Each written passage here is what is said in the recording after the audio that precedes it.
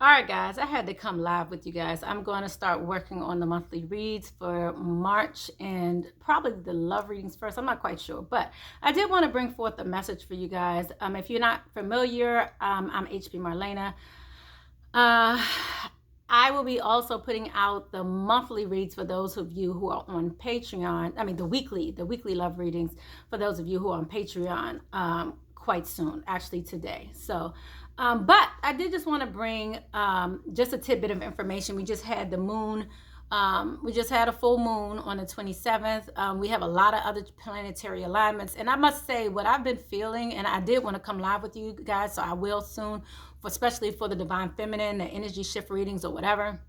But I wanted to communicate to you guys what's been coming to me the most right now is truth, like undeniable truth, and you stepping into your truth. What I mean by that, though, is you will be challenged by people who say to prove things, to prove who you are, to prove something, right? You may say, I think something's a little fishy. I might think something's off. I might think someone's trying to sabotage me at work. It may be something in your relationship that you really believe strongly is going on. And you sit there and listen to what other people say versus listening to your inner knowing. I came across this week, and this is why I want to make it very clear to you. And it was so plain that came to me. And just, it was so plain how it came to me. It was such a major epiphany because it pissed me off. Because at the end of the day, if somebody's asking you to prove something, they're looking for you to, in essence, put the control back into their hands. So you have a level of control for yourself. You have control over you only.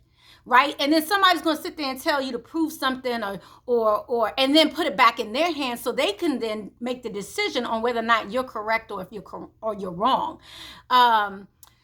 I have a problem with this. I have a problem with this in larger sectors when it comes to jobs, corporations, all of that. I mean, I have a larger scale problem with my control of my body, my being in someone else's hands. I'm sure this is from lineages and many lifetimes and ancestral and all kinds of stuff. But I do truly believe it's my purpose to help others trust more in themselves than they trust in others. I truly believe that's my life purpose, and definitely in the feminine. Those who claim feminine, women, yonis, all of that. I'm talking about that. Okay. So when you are in that state and you know something, let me tell you something. Your truth is your truth. What you feel within you, it's undeniable. No one can tell you anything different. So if you have somebody again trying to tell you, Lord. All right, let me make this plain because I kind of feel like, I'm playing with it, right? I kind of feel like I'm playing with it just a little bit. I'm not speaking entirely everything that I know. And I know so much more. But I try not to go up against religion the most. I try my best not to go against religion too much. But I must say, think about the hierarchy of it, right? You have someone that's at the top and they're teaching others whatever, and it's stemming down to the population, to the people in the pew. And so it's those who are anointed in the pulpit, right? And then you have the people that's in the pew. And the people that's in the pew are listening to those who are anointed, following their lead. I have a problem with this because the people in the pew are still man, right? Man, woman, physical, 3D humans, okay? And they're just as faulty as you. Now, what I'm going with all of this, and it's not to put blame on religion and all of that, although I think this is a major part of it because there's a lot of, Lord, ambiguous, left-righted, sideways crap that goes on behind the scenes, in the scenes, the business aspects of it, all of it that frustrate me and piss me off. But nonetheless, it's the reality. But all I'm bringing to your attention today is that the same power or anointing that they have, you have too. You see what I'm saying? Like, the only difference is they may have practiced, they might have gone to school, they might have been ordained by another human who says that they're now ready, to go out into the world and have their own stuff and blah, blah, blah. Or they believe so strongly in themselves to be a leader that they now have the capability, know-how, whatever, have learned how to now do this and now become your leader. You have the same capability to be your own leader. You have the same capability to listen to God. You have the same capability to listen, hear, anointing. You have messages that drop down on your heart so fervently and vigilantly, and you go out there and you spread all of that. You have it too. Now, what pisses me off, because now this is another aspect of it, is that certain people want to claim that, oh, you're not the one until you have been, again, you've gone to school, or you've gone to certification, or you've gone and done this, or you just opened up a business and now you have people sitting in the audience, whatever that is, right? All I want to say, and what I want to prove, and all I want you to know, and what I'm trying to bring to your attention today, is simply to follow your own instinct, your own knowing. Know that people are faulty. Know that your parents are faulty. Know that your management, your corporation, whoever you work for, all of them are faulty. All of them can help guide you, but at the end of the day, your own guidance is what's most important. Just like a bike. You learn how to ride a bike. Kids learn how to ride a bike at an early age, and guess what? You fall a few times, and by the time you finish falling, finally you can ride it, and you can do your thing. Don't let somebody keep your training wheels on all your life. I really believe that some of these circumstances, temples, whatever, churches, whatever they are, religious settings, they are training wheels that, unfortunately, in many cases, don't allow the majority population to walk in their power, to know their power. Again, you may feel as though, well, I'm not quite sure the difference between my knowing and God, and I understand that. But all you have to do is just go out there and do it. Just listen. And when I say, and I'm not saying it's so easy, but what I'm saying is you're going to falter. You're going to fail. It's okay. It's okay for you to fail. It's okay for you to falter. It's okay for you to make a mistake. It's okay, because guess what? You learn from it. The best thing in life are your challenges, your mistakes that you've made, because that's who you are. That's who made you who you are. Don't avoid so many mistakes that you end up avoiding your power. Damn, that's deep. Don't try to be so perfect, be like someone else, act like someone else who acts like they're all this, that, and a bag of chips and never falter, all while they're faltering. But they don't want to say they're faltering because the way it looks on them, because then you won't want to follow somebody who's faltered. Because guess what? Think about it. You're not going to want to follow them anymore, because now, what? They're human? God forbid. You don't want them, they don't want to seem like they falter. Now, granted, I've gone certain places where people apologize. They apologize to their congregation. They apologize to the people around them, all that, this, that, and the other. But at the end of the day, they get right back on that pedestal. And by the end of the day, they still go back to that level of arrogance. And truth be told, I feel like many of us put them there, and they gladly walk in it. So all of that to say, your power does not rest in someone else's anointing. Your power rests in your own. Yes, you may need some assistance. Yes, you may need some guidance. Ask for it internally.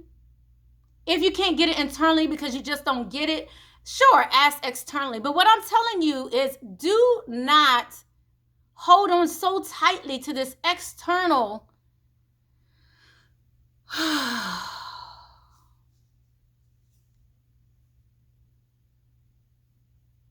don't hold on so tightly to what's external to you. What's external to you, just like you, is faulty. Difference is spirit, God, your angels, they're not. They can guide you. You have a heart. You have a knowing. This is really stemming back to the masculine, feminine energies, the yin, the yang, bringing things back into balance. And the balance occurs within as well as without. This world is a majority masculine environment. Point blank, it is what it is. In order to bring that feminine quality into it, we all have to come into our feminine yin, our spirituality, our spirit, whatever that is. Understand who we are. And there's a lot of masculines who feel comfortable exactly where they are in that masculine energy. But when you bring them close to any real femininity, feminine understanding, spirituality, many of them who are in the pulpit, to me, are not that yin, that feminine. They're just acting a certain way in order to get your approval. It's a business in many cases, 90% of the cases. But it's supposed to be a business that's great, and that's supposed to empower others and all of that. But in the same aspect, if you're being empowered and you're becoming arrogant and higher than and think that you're God, and you've put them in a position of believing they're God and they never falter. So when they do falter, you're so pissed, you're so upset, you can't believe it. I can't believe my so-and-so did. I can't believe my, That's why you have to watch your children. Don't get me started there. Watch your children, watch your life, watch those around you. Watch where you want to be, and don't allow others to determine who you are. I just wanted to come today just to reiterate your power, especially my divine feminines. Your power lies in your emotions. Your power lies in your tears. Your power lies in your anger. Your power lies in your love. Your power lies in your mood swings.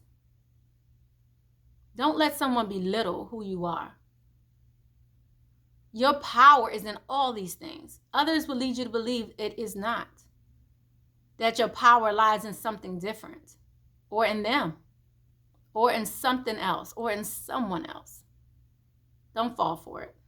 If you've fallen for it, forgive yourself, get back up again, and realize and do what you need to do to take those training wheels off. I believe that many religious sectors really put us in a position, or leaves us in a position, of still being dependent upon those who are in authority in those pulpits, anointings, whatever, in these other things, in their leadership. Everyone's not a leader. Everyone's not a follower. But all I'm going to say is today, guide yourself. Be your leader and your follower.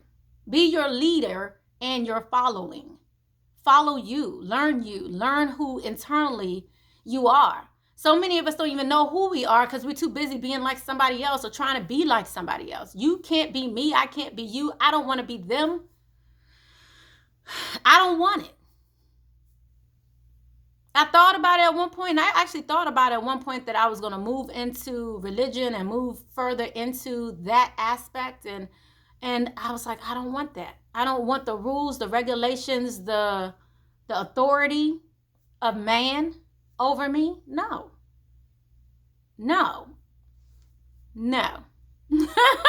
That's a no-go.